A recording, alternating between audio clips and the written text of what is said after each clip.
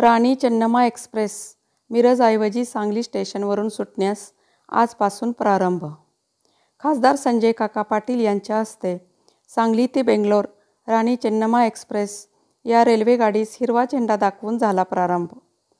पूर्वी मिरजहून सुटणारी गाडी क्रमांक 16,590 मिरज ते बेंगलोर राणी चेन्नम्मा एक्सप्रेस आज बुधवार दिनांक 13 मार्च 2024 रोजी दुपारी ठीक 3 वाजता मिरजऐवजी सांगली रेल्वे स्थानकातून बेंगलोरकडे जाण्यासाठी रवाना झाली.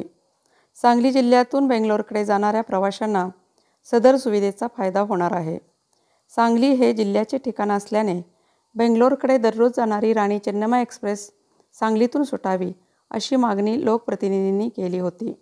त्यानुसार या गाडीचा बुधवार दिनांक 13 मार्च 2024 पासून नवीन बदल करून मिरजऐवजी सांगली स्टेशनहून सुटण्याचा प्रारंभ करण्यात आला.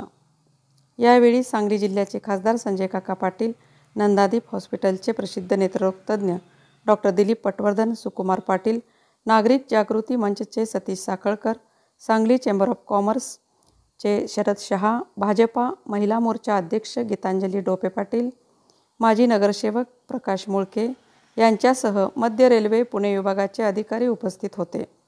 यावेळी खासदार संजय काका पाटील व रेल्वे अधिकारी यांच्या हस्ते सदर गाडीला हिरवा झेंडा दाखवून प्रारंभ करण्यात आला. दुपारी ठीक 3 वाजता या निर्धारित वेळेत सदर गाडी सांगली स्टेशनवरून बेंगलोरकडे रवाना झाली.